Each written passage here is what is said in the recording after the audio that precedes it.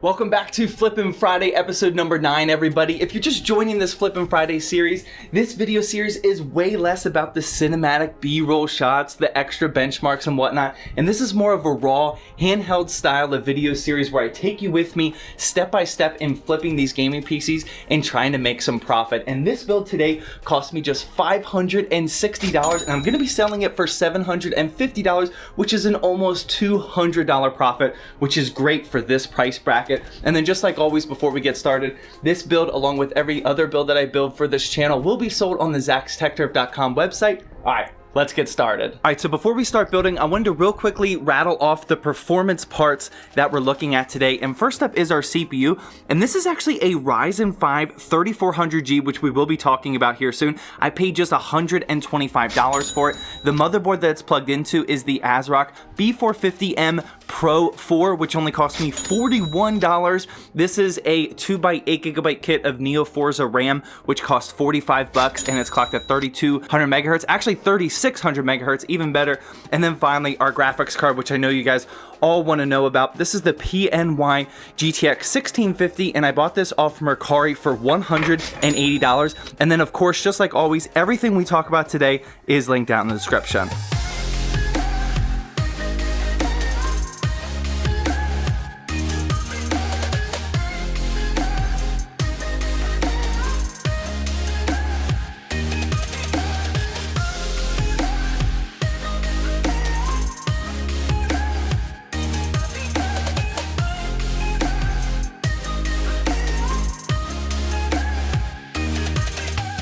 My 3400G did come with the stock Ryzen CPU cooler, and you know, we had to do a little bit of a custom paint job with this.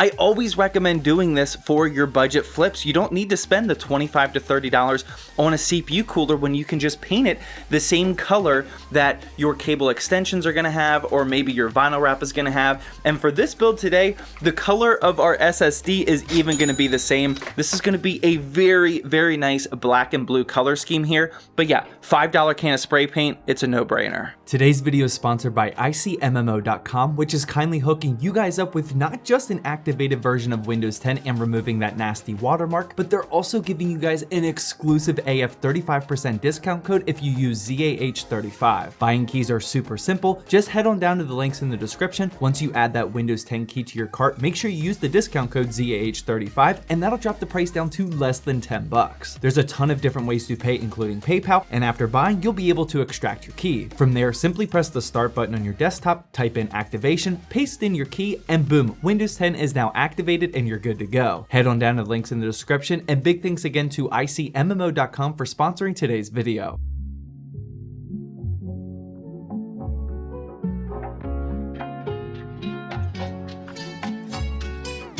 For the CPU, this is the Ryzen 5 3400G, and for a flip that has a dedicated graphics card, I would never recommend spending the extra money that you have to pay for a CPU that has integrated graphics, because they're usually way overpriced.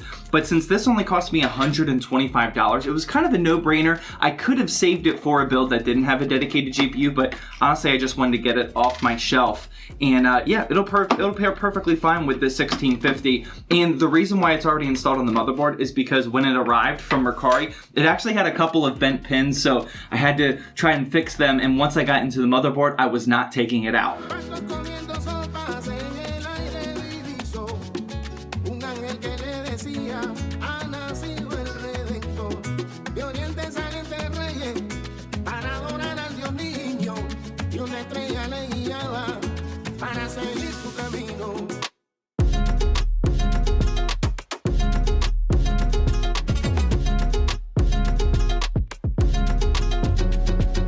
Now that our power supply and our motherboard are fully prepped, I want to talk about this case real quickly. This is the Musetex DT, and it's a type of case that I personally want to start to experiment with a little bit more. This only comes with one rear RGB fan, and then of course a power supply cutout for the vinyl action, which you guys know I like, but it doesn't come with any front fans, which is perfectly fine because I'm just going to be installing some extra 120 mil black fans that every PC Flipper has a huge stack pile of. And the reason why I want to experiment with these types of cases, you can usually get these for super cheap because they aren't wasting a lot of money on multiple fans. And as long as there's some sort of RGB accent, which this one does on the front of the case, you pair that with like a nice blue color with the blue color of the RGB fan back here, and then everything else that we did, which is going to be blue, that should be enough in terms of aesthetic. So I'm actually super excited to see how this one turns out. It's also micro ATX, which cuts down the cost as well. But yeah, let's start putting all of these components inside of this.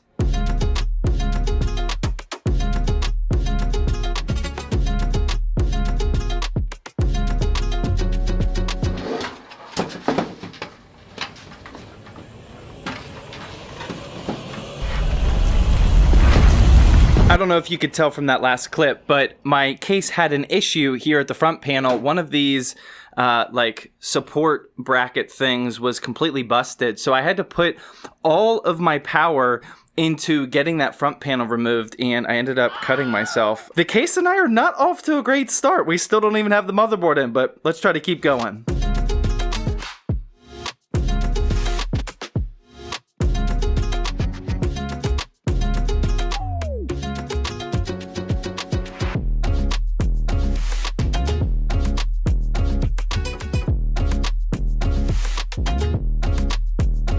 Alright, ladies and gentlemen, so here we are. This is what the PC is looking like. Absolutely beautiful, even before we turn the power button on. Now, I do need to explain something real quickly. We're going to turn it on here, and this is what it looks like with the blue LEDs. Oh, that looks so amazing, but there's one important thing to note here, and this PC is about to turn off any second now. We'll just take a couple extra seconds to look at how beautiful this black and blue color scheme is. But before you know it, okay, we might need to cut a quick edit here. It's gonna turn off any second now.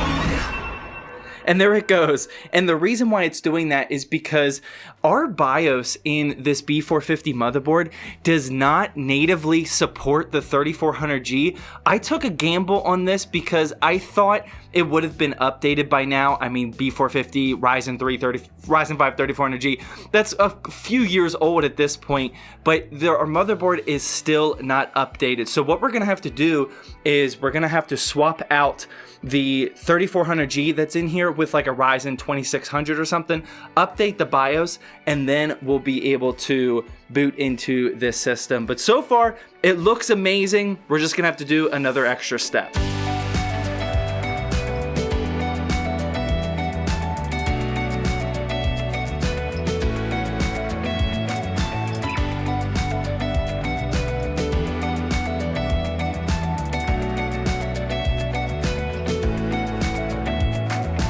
The Ryzen 5 1600 AF booted up just fine, but we have some actually bad news here. We'll just hit the screen here. We can see that our BIOS is actually rocking version 5.0, which is well updated to support the Ryzen 5 3400G in here. So what that's telling me is that our 3400G is actually bad. And remember at the beginning, I said that I fixed some bent pins. Clearly, I either didn't do a good enough job or I bought it completely defective, which is honestly probably why I got it so cheap. This isn't good. It's actually not the worst thing in the world, and I'm actually going to be making a little bit more money doing it this way. But the Ryzen 5 1600 AF in here is a very solid CPU to pair with our 1650, and I only paid $89 for that CPU, and that actually drops our total price down to just $524, and that's not really going to affect what I can sell it for. I'm still going to try and sell this build for $750, so now our profit actually went up because of this defective CPU, and I now will be getting a profit of $226. Now, I am out $125 because this 3400G is defective, but thankfully, a lot of return processes that you can do on Mercari so you can get your money back, and I have a whole bunch of CPUs in the studio that I can just willy-nilly use like I did here. But yeah, $226 profit is looking pretty good. Let's take a quick look at the full parts list, and then we'll benchmark it real quickly.